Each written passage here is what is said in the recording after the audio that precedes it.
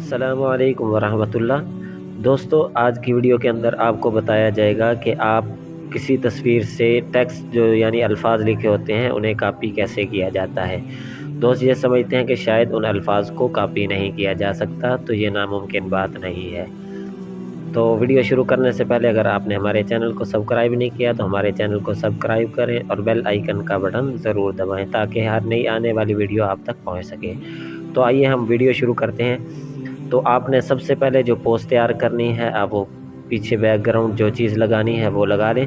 وہ لگانے کے بعد آپ نے کیا کرنا ہے، یہ گوگل، یہ دیکھیں یہ گوگل ہے۔ گوگل کے اندر یہ آپشن ہوتا ہے لینز کا، آپ اس پر کلک کریں۔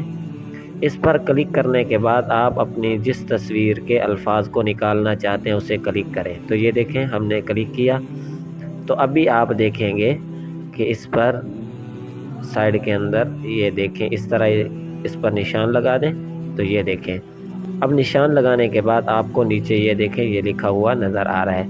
تو آپ نے یہ جو ہے کاپی ٹیکسٹ یہاں پر کلک کرنا ہے۔ یہاں پر کلک کرنے سے یہ دیکھیں یہ لکھا ہوا آ چکا ہے۔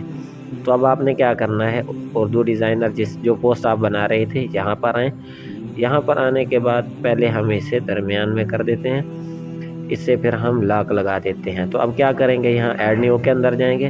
ایڈ نیو میں جانے کے بعد آپ ایڈ ٹیکسٹ کے اندر جائیں گے۔